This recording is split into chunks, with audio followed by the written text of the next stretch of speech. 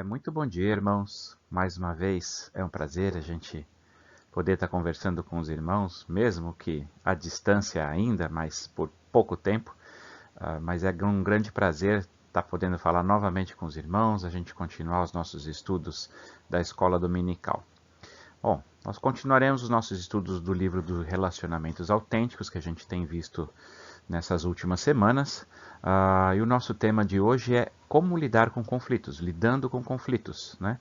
Então vamos orar e aí a gente vai partir para a nossa aula, para a nossa reflexão hoje a respeito desse tema. Querido Deus, Pai glorioso, nós te agradecemos por essa oportunidade, Pai, que temos de estudar a tua palavra livremente. Muito obrigado, Pai, porque o Senhor tem nos abençoado, o Senhor tem cuidado de nós até o momento, e eu peço que o Senhor continue a cuidar de todos nós. Senhor, nos dê clareza, entendimento, para que a gente absorva as suas lições, as lições que o Senhor quer nos passar a partir da tua palavra. Cuida das nossas reflexões hoje, Pai, é que eu te peço em nome de Jesus. Amém. Muito bem, irmãos. Então, como a gente lida com conflitos? O texto que a gente vai refletir um pouquinho mais hoje está no Evangelho de Lucas, capítulo 10, dos versículos 38 a 42, que a gente vai poder ler com calma daqui a pouco, tá? Então, vamos falar um pouquinho como surgem esses conflitos, né? Como é que essa história de conflitos, as diferenças entre as pessoas, de forma geral, são boas, né? A gente não quer que todo mundo pense igual, que todo mundo haja igual, tenham os mesmos gostos, façam as mesmas coisas, senão ia ser um mundo meio chato. Não é isso que a gente está acostumado a ver, né? Os opostos se atraem, isso é legal porque ele pensa diferente. Só que isso ideologicamente é bom. Só que na nossa vida real, isso pode acabar gerando alguns conflitos, né? É o que a gente costuma ver por aí. As pessoas acabam não respeitando aí as diferenças, não respeitando os pensamentos diferentes e acabam brigando, se conflitando por conta disso, né? Então a gente vê algumas coisas que podem levar a esses conflitos, por exemplo, diferenças nas nossas prioridades, o que nós temos como prioridade na nossa vida, como que é mais importante para mim. Então, isso às vezes gera conflito, diferença de pensamento. Eu penso A, meu irmão pensa B, e por conta disso a gente acaba brigando, né? Diferença na hierarquia das tarefas. Então, eu tenho uma determinada tarefa que é dada para mim, meu irmão tem uma outra tarefa que é dada a ele, e a gente pode acabar tendo conflito porque nem sempre as nossas tarefas são o que o nosso coração deseja, né? Então o nosso coração acaba botando aí diferenças de hierarquia como fator de briga, fator de discussão.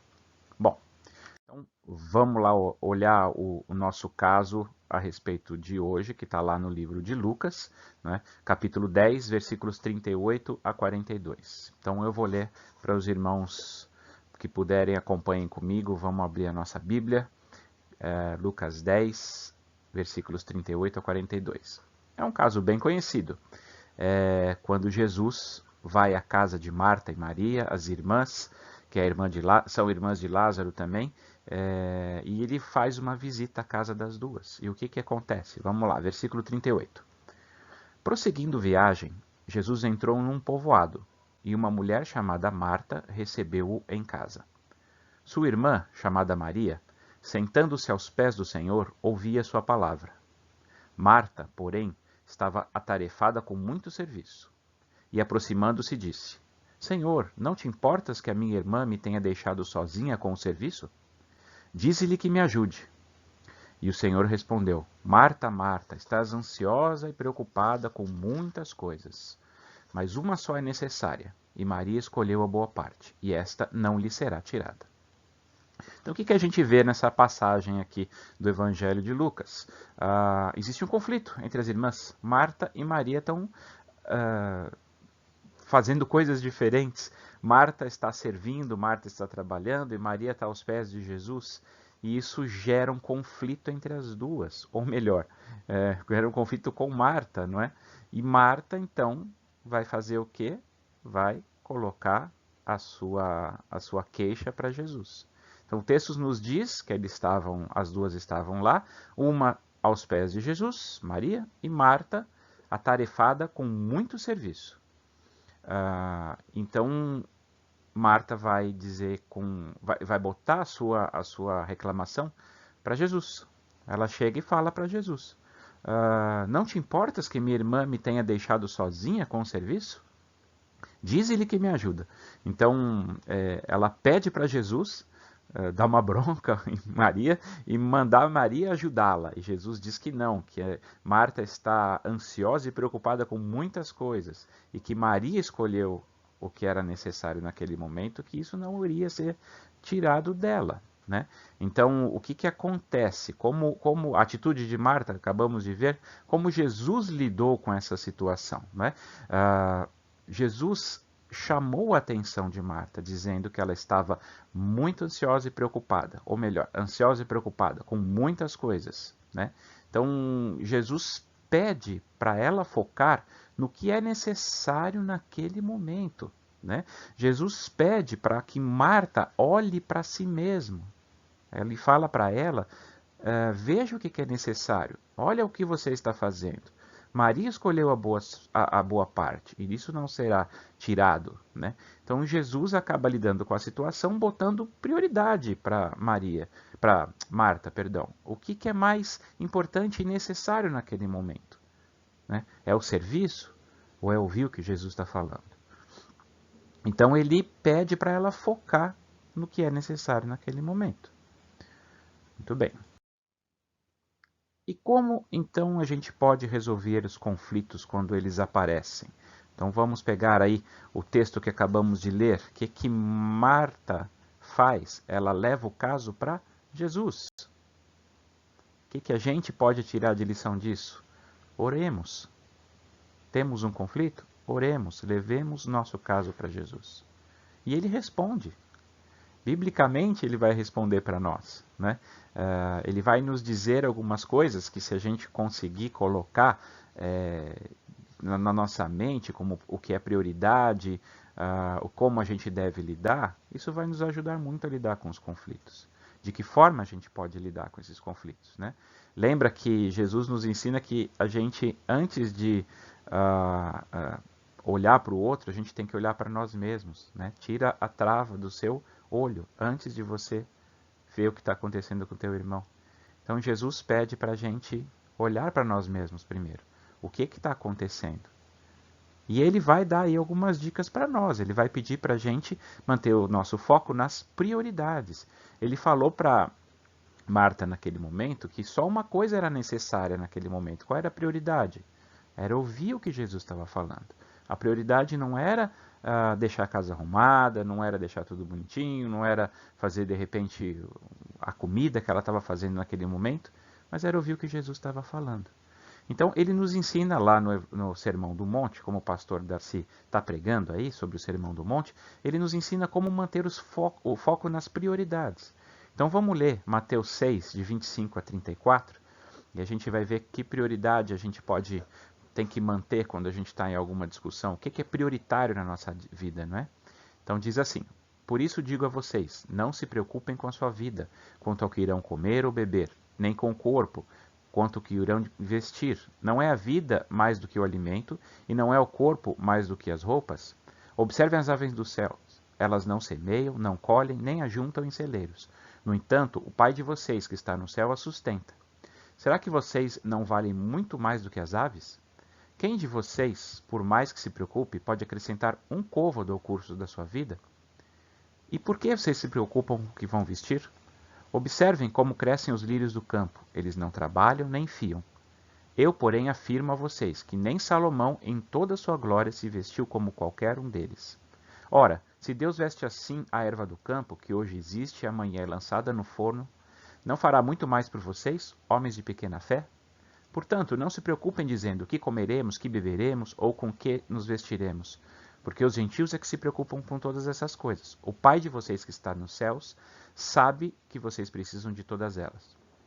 Mas busquem em primeiro lugar o reino de Deus e a sua justiça, e todas essas outras coisas lhes serão acrescentadas. Por isso, não se preocupem com o dia de amanhã, pois o amanhã trará os seus cuidados. basta ao dia o seu próprio mal. Então, o que é prioridade aqui? A prioridade é o reino de Deus. A prioridade é Deus. Então, a nossa prioridade, quando a gente está com algum tipo de conflito, é pensar no reino de Deus. O que é importante para nós, né? Em que a gente tem que pensar? Em Mateus 22, ali do versículo 36 a 38, eles fazem uma pergunta para Deus: Mestre, qual é o grande mandamento na lei? E Jesus respondeu: Ame o Senhor, seu Deus, de todo o seu coração, de toda a sua alma e de todo o seu entendimento. Este é o primeiro e grande mandamento. Ou seja, o que a gente tem que ter em mente, gente? A prioridade é adorar a Deus.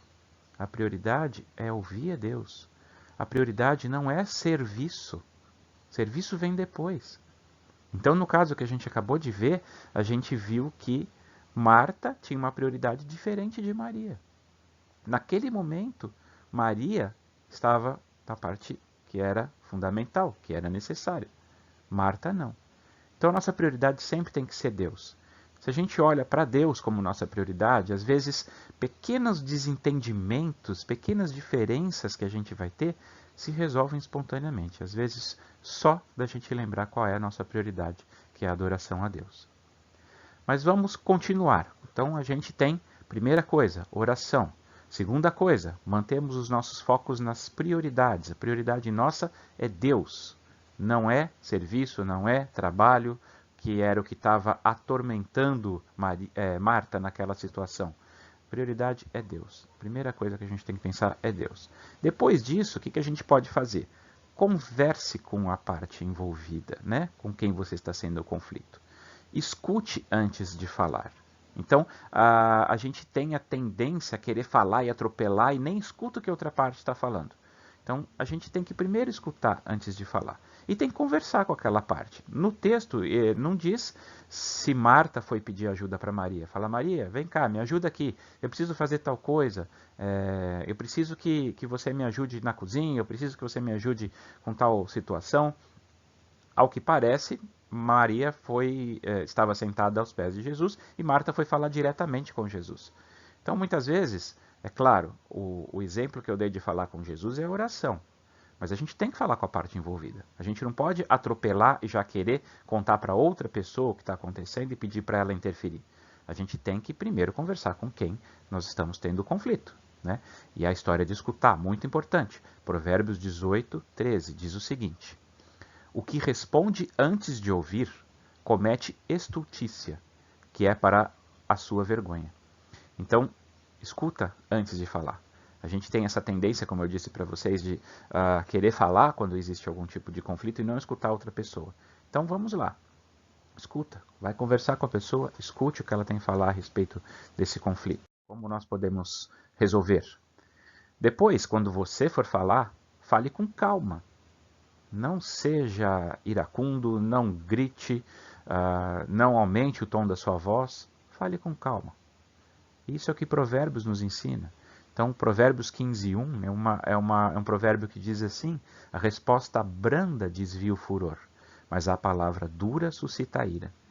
Então, a gente não pode começar a querer exaltar-nos, aumentar a voz, gritar, porque o que vai diminuir aí a ira, diminuir o calor da discussão é uma resposta branda.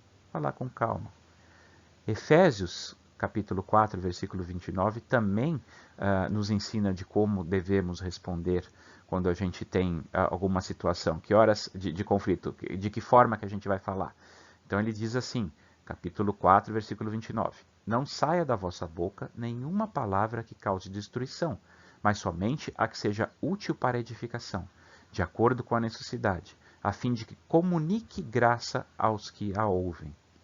Então, o que falar também, né? Então, não fale palavra torpe, ou aqui nessa tradução que eu coloquei para vocês, que cause mais mal, cause mais destruição. Mas fala só aquilo que é útil para a edificação. Aquilo que comunique graça para quem você está falando. Afinal de contas, você é um filho de Deus. Você é um reflexo de Jesus na Terra. Então, a gente tem que se portar dessa forma. Então, a gente tem que falar o que dê graça às pessoas que estão nos ouvindo. Então a gente tem que falar calmamente, pausadamente e dizer somente aquilo que vai comunicar graça. Não dizer nada demais, não ficar levantando outros assuntos que podem causar mais problemas e mais discórdia. Aí mesmo assim, se você conversando com a pessoa não resolver o seu conflito, leve o caso para outros irmãos. Apesar daqui a gente ter uma situação a respeito de pecado, isso também pode servir para uma discussão de conflito que não seja um pecado de um ou de outro, né? Então Mateus capítulo 18 nos ensina, dos versículos 15 a 17. Ora, se teu irmão pecar contra ti, aqui no caso é um conflito, repreende-o entre ti e ele só. Então converse com ele primeiro. Se ele te ouvir, ganhaste o seu irmão. Mas se não te ouvir, leva contigo um ou dois, para que pela boca de 2 ou 3 testemunhas toda a palavra seja confirmada. E se não escutar, dize-o à igreja. E também se não escutar a igreja, considera-o como gentil e publicano. Então aqui, como eu falei, em respeito de um pecado, né? Um pecado que um irmão comete contra você. Mas numa resolução de conflito, mesmo que não seja um pecado em si, seja por outros motivos, primeiro sempre conversar com a pessoa, dessa forma, né? Então, oremos, primeiro a gente leva o nosso desejo, a nossa mente a Deus, pensemos nas prioridades, é alguma coisa que realmente eu posso resolver, né? Então, o problema será que não sou eu? Depois, converse com a pessoa de forma calma, né? Ouça primeiro, depois fale. Só fale aquilo que vai comunicar graça ao teu irmão. Por fim, se nada resolver, você pode chamar alguns outros irmãos para ajudar a resolver. Se não resolver dessa forma, você leva para a igreja. Então, é assim que a gente vai aprendendo a resolver os conflitos que vão surgindo. Existem também outros conselhos que a Bíblia nos dá a respeito de como lidar com os conflitos, né? Então, como é que a Bíblia nos aconselha, né? Não sejamos vingativos, né? Então, Romanos 12, 17 diz assim: não paguem a ninguém mal por mal, procure fazer o bem diante de todos. 1 Tessalonicenses 5,15 diz: tenham cuidado para que ninguém retribua aos outros mal por mal. Pelo contrário, procurem sempre o bem um dos outros e o bem de todos. Então, não devemos ser vingativos. Não deve pagar mal com mal. Não é essa forma que a gente resolve conflitos. Isso só vai piorar a situação muitas vezes e não vai ser uma coisa que vai ser agradável a Deus e a nós que queremos ser discípulos de Jesus e que queremos agir como ele agiu. Temos também que ter sempre respeito. Então, Provérbios 11, 12 diz assim: quem fala mal do seu próximo não tem juízo, o homem prudente se cala. Então, vamos respeitar, não vai ficar fazendo fofoca, falando mal dos outros, falando mal do seu irmão com quem você está tendo algum tipo de desavença, fofocando para outras pessoas, né? Isso é uma coisa que Provérbios nos ensina. Esse homem que fala mal não tem juízo. Então vamos ficar quietos, vamos resolver o problema com a pessoa. Devemos ter paciência. Provérbios 15, 18. Quem se irrita facilmente provoca discórdia, mas quem é tardio em ficar irado acalma os conflitos. Então, mais uma vez, a calma que eu falei lá na hora de falar. Então temos que ter calma. Não podemos ficar irritados, temos que exercer a nossa paciência, né? E óbvio, sempre, sempre, sempre exercer o perdão. Então, Colossenses 3, versículo 13, diz assim para nós: suportem-se uns aos outros e perdoem-se mutuamente, caso alguém tenha motivo de queixa contra outra pessoa. Assim como o Senhor perdoou vocês, perdoem também uns aos outros. Então, Deus está nos ensinando a exercer perdão. Então, o conflito, como eu falei, olhe primeiro para você, né? Se o problema não é seu, o problema de repente é com outra pessoa, outro irmão com quem a gente está tendo um conflito, perdoe, suporte, exerça o perdão. Isso também é importante para ajudar a resolver os conflitos. E finalmente, irmãos, eu vou deixar aqui 3 versículos que a gente deve sempre pensar em exercer na hora de resolver os nossos conflitos com os nossos irmãos. Mateus 5,9 diz assim: bem-aventurados os pacificadores, porque eles serão chamados filhos de Deus. João 14, 21.